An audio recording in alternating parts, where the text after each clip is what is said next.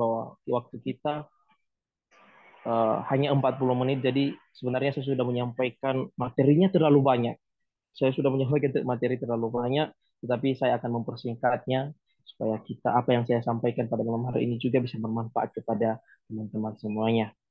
Ya, pada malam hari ini kita akan membuka Alkitab kita di dalam Mazmur 37 ayat 1 sampai 11. Saya akan membacakannya kepada kita. Mazmur 37 ayat 1 sampai 11 dengan judul perikop. Saya membaca ini Alkitab edisi terjemahan 2 ya, Alkitab saya.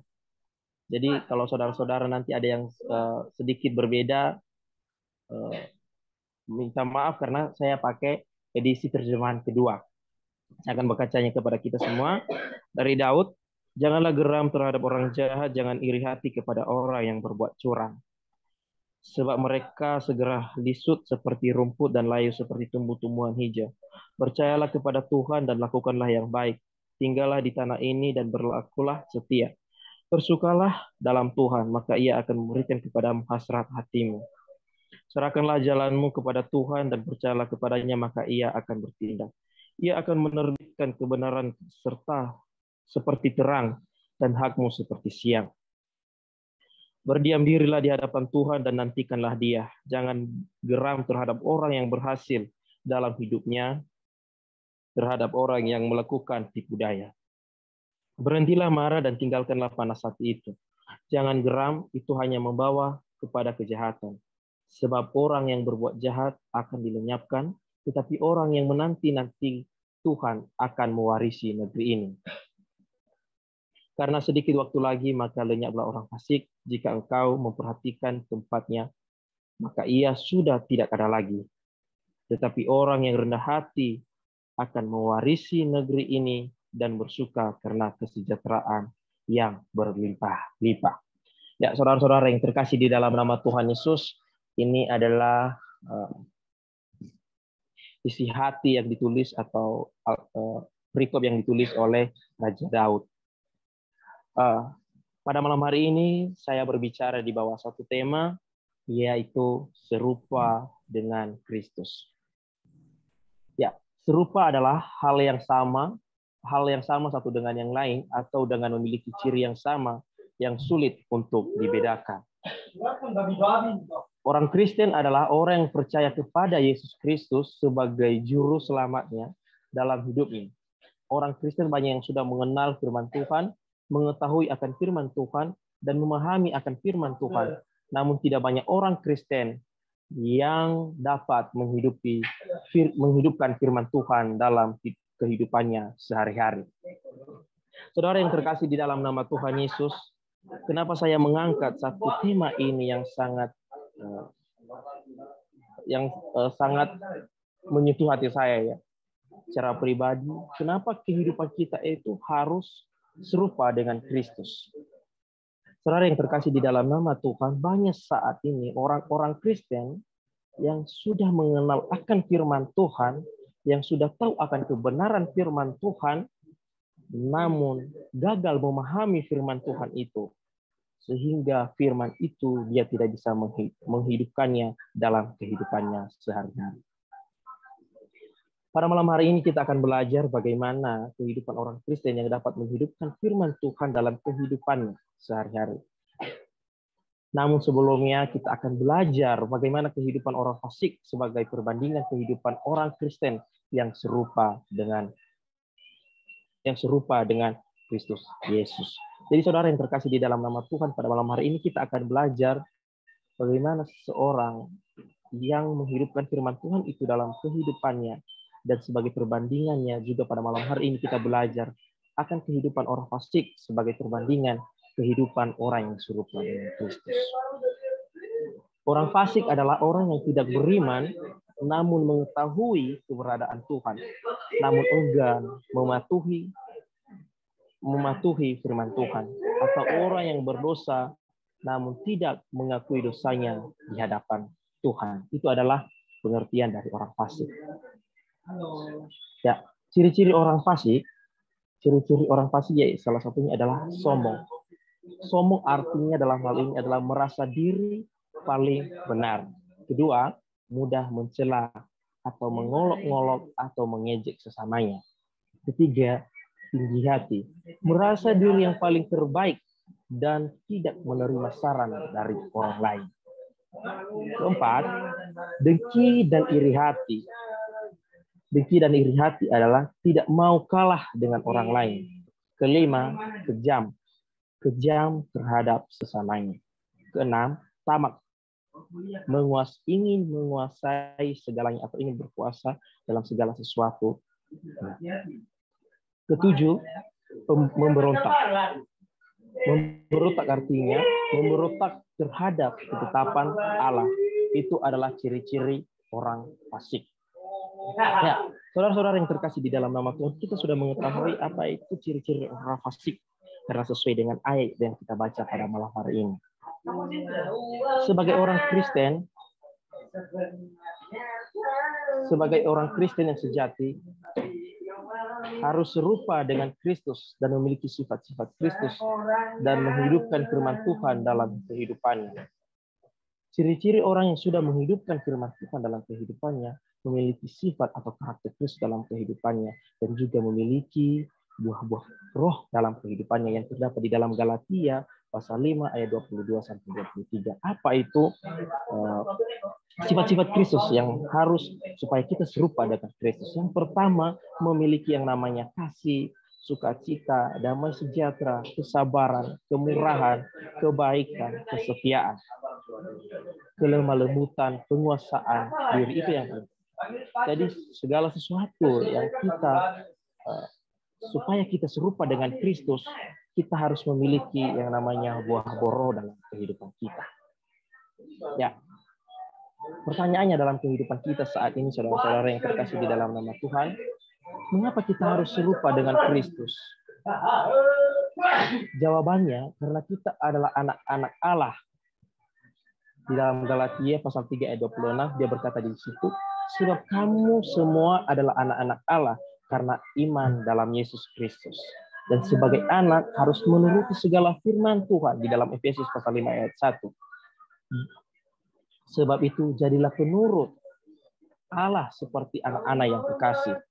Dan di dalam Filipi pasal 2 ayat 15 mengatakan, supaya kamu tidak bercacat celah dan tidak bersalah sebagai anak-anak Allah yang tidak tercelah di tengah-tengah generasi yang bengkok dan sesat ini. Sehingga kamu bersinar di antara mereka sebagai terang dunia. Dan karena kita ini adalah anak, maka kita juga adalah sebagai ahli waris yang berhak menerima semua janji-janji Allah. Di dalam Roma pasal 8 ayatnya ke-17. Jadi saudara yang terkasih di dalam nama Tuhan, kenapa kita harus serupa dengan Kristus? Kenapa harus kita serupa dengan Tuhan? Bukannya serupa maksudnya bukan kita harus sama dengan Tuhan, dengan kekuasaan dan keilahiannya. Tidak. Tetapi kita serupa dengan Kristus, kita harus memiliki yang namanya sifat-sifat Kristus itu. Seperti di dalam Galatia ayat 22-23 itu. Itu mengapa kita harus serupa dengan Kristus. Dan sesuai dengan firman pada malam hari ini yang kita baca pada malam hari ini, kenapa kita harus serupa dengan Kristus? Ya, itu menjadi pertanyaan dalam kehidupan. Sesuai dengan ayat ini. Kalau tadi kenapa kita harus serupa dengan Kristus? Saya mengutip di dalam berbagai Alkitab atau sebagai pendukung. Kenapa kita harus serupa dengan Kristus? Karena kita ini adalah sebagai anak. Dan sebagai anak, kita adalah sebagai ahli waris Allah dalam kehidupan kita. Yang artinya ahli waris ini adalah yang menerima janji-janji Allah itu. Yang janji Allah yang paling utama dalam kehidupan kita adalah kita memiliki keselamatan, kehidupan yang kekal. Jadi itu adalah janji Allah yang abadi di dalam setiap kehidupan kita. Ya, saudara yang terkasih di dalam nama Tuhan, sesuai dengan firman Allah yang kita baca pada malam hari ini, kenapa kita harus serupa dengan Kristus? Ya, yang pertama, kenapa kita harus serupa dengan Kristus? Yang pertama adalah Tuhan akan memberikan kepada kita hasrat hati. Di ayatnya yang keempat, B, saya bacakan. maka ia akan memberikan kepadamu hasrat hati. Itu kenapa kita harus serupa dengan Kristus, supaya kita menerima akan hal itu, supaya kita menerima janji Allah itu. Kita harus menerima hasrat hati yang diberikan oleh Tuhan. Hasrat hati maksudnya di dalam ayat ini adalah, artinya adalah Tuhan memberikan harapan kepada kita.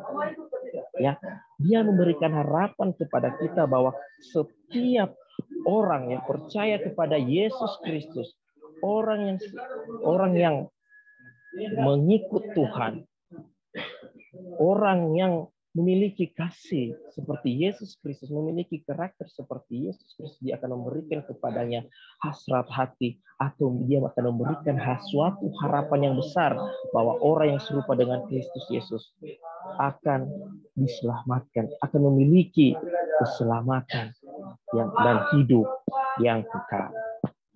Kedua, Tuhan akan bertindak pada setiap apa yang kita lakukan. Saudara yang terkasih di dalam nama Tuhan, pada ayatnya yang ke-5, saya akan bacakan kepada kita. Serahkanlah jalanmu kepada Tuhan dan percayalah kepadanya, maka Ia akan bertindak. Yang artinya Tuhan di sini akan bertindak pada setiap apa yang kita lakukan, setiap apa yang kita rencanakan. Kalau kita sudah serupa dengan Kristus, Tuhan tidak akan membiarkan kita berjalan sendiri, melakukan segala sesuatu sendiri. Kalau kita sudah serupa dengan Kristus dan memiliki sifat-sifat dari Kristus. Jadi saudara yang terkasih dalam nama Tuhan Yesus Kristus, pada ayat ini Dia akan memberikan suatu harapan yang besar. Yang artinya Tuhan akan bertindak pada setiap apa yang kita lakukan. Jadi jangan kita pernah takut. Jangan pernah kita takut akan apa yang kita lalui. Karena Tuhan bersama-sama dengan kita. Jadi saudara yang terkasih di dalam nama Tuhan, pada ayat ini Dia memberikan kepada kita suatu kekuatan yang baru, kekuatan yang dahsyat, bahwa setiap yang mengikut Kristus, dia tidak akan pernah berjalan sendiri untuk melakukan segala sesuatu. Tuhan selalu bertindak, Tuhan selalu menolong, Tuhan selalu menopang dalam setiap kehidupan. Ketiga, kita adalah ahli waris. Ayat yang ke-9. Bagian B, tetapi orang yang menanti-nantikan Tuhan akan mewarisi negeri ini. Saudara yang terkasih di dalam nama Tuhan, ini adalah sebuah janji yang besar. Seperti apa? Seperti yang sudah Tuhan berikan kepada bangsa Israel pada saat itu, ketika mereka di tanah Mesir, ketika Tuhan menyertai mereka dalam perjalanan mereka. Dia berkata kepada mereka semuanya bahwa kalian akan mewarisi tempat ini, seperti janjinya kepada Abraham. Sepanjang mata apa yang kamu lihat, tanah yang kamu injak itu adalah hak milikmu. Itu adalah sebagai ahli waris, yang artinya bahwa kita sebagai anak Tuhan yang sudah serupa dengan Kristus, yang memiliki sifat-sifat Kristus, karakter Kristus, kita adalah ahli warisnya Tuhan. Jadi jangan takut pada saat ini kita memiliki kesusahan dalam perekonomian atau dalam pekerjaan. Tuhan sudah menyediakan segala sesuatu, sebab kita ini adalah anak-anak Tuhan. Tapi ada satu syarat, saudara-saudara yang terkasih di dalam nama Tuhan. Kita harus serupa dengan Kristus Yesus dan selalu menantikan apa yang sudah dijanjikan Tuhan. Jadi kalau kita selalu menantikan Tuhan dalam setiap kehidupan kita, maka Tuhan akan memberikan apa yang lebih daripada apa yang kita minta kepadanya. Di ayat yang ke-23, Tuhan menetapkan langkah-langkah orang yang hidupnya berkenan kepadanya. Ayat ke-24, apabila ia jatuh, tidaklah sampai tergeletak, sebab Tuhan menopang tangannya. Apa artinya saudara-saudara yang terkasih di dalam nama Tuhan? Bahwa Tuhan akan selalu ada dalam setiap kehidupan kita kalau kita selalu menantikan Tuhan di dalam setiap kehidupan kita. Tuhan tidak akan pernah membiarkan kita sendiri berjalan, melangkah, melakukan segala sesuatu. Tuhan tidak akan pernah membiarkan kita bertindak dengan sendirinya. Tuhan pasti akan selalu menyertai kehidupan kita. Yang terakhir adalah kamu akan dilimpahkan segala sesuatu.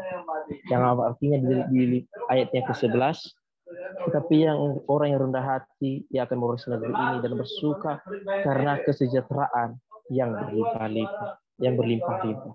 Jadi saudara-saudara yang terkasih dalam nama Tuhan, betapa bahagianya kalau kita itu serupa dengan Kristus dan memiliki sifat-sifat dan karakter Kristus dalam kehidupan kita. Tuhan akan melimpahkan segala sesuatu apa yang kita minta kepadanya. Saat ini Tuhan ingin kita selalu menantikan kita Tuhan dalam kehidupan kita. Kalau kita ingin dilimpahkan segala sesuatu, kita harus serupa dengan Kristus. Jadi pada malam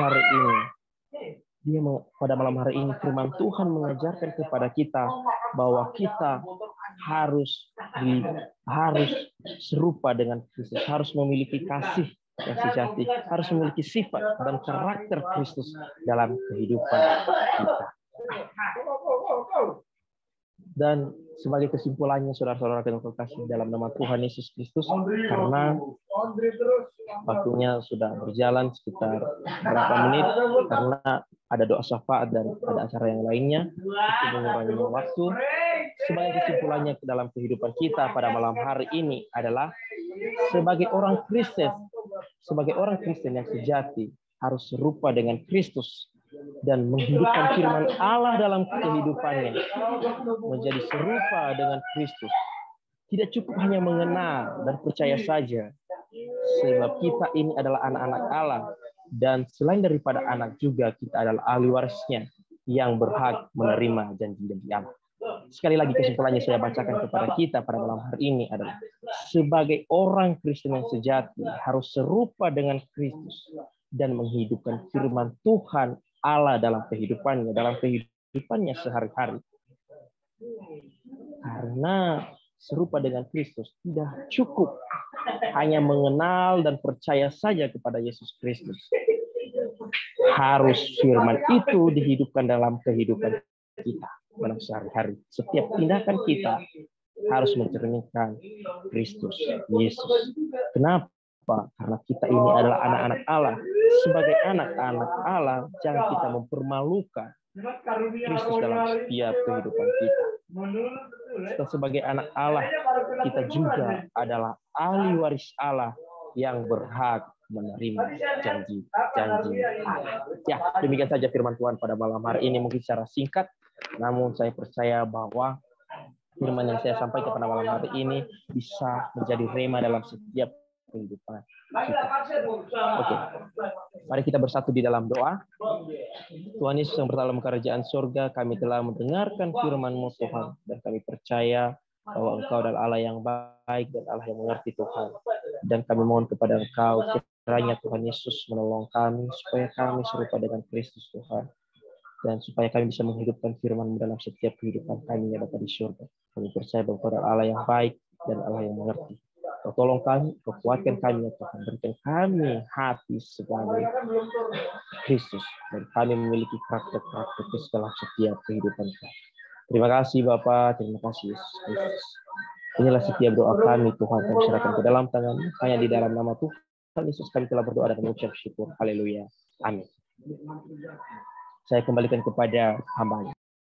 Amin. Puji Tuhan. Terima kasih Raffi untuk firman Tuhannya pada malam hari ini. Pesannya adalah kiranya kita menjadi serupa dan segambar dengan Allah ya, melalui setiap perbuatan kehidupan kita.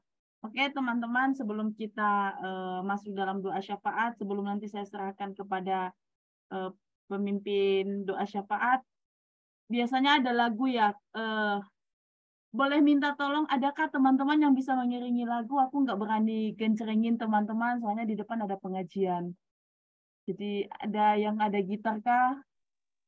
Mungkin Kak Bang Stephen, minta tolong, biasanya Bang Stephen ada gitar ya Bang Stephen ya. Lagunya Kupandang bukan dengan kekuatanku, kupandang Oke, wajahmu. Ya, bentar ya, bentar. oke, maaf banget di depan ada pengajian, aku nggak berani ya teman-teman.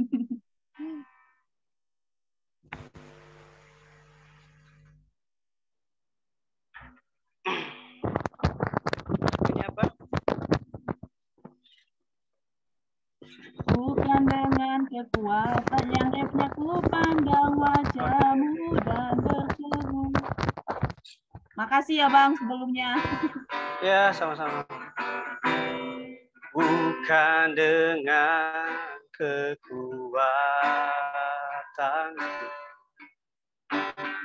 ku dapat jalani hidupku tanpa Tuhan yang di sampingku. Ku tak mampu sendiri, Engkaulah kuatku yang menopangku. Ku pandang wajahmu dan berseru,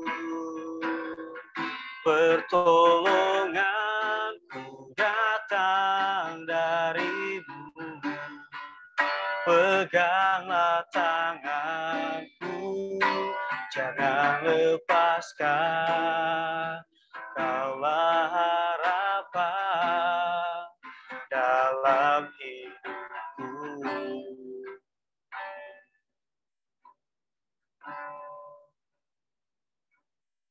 Terima kasih, saya serahkan kepada hambanya.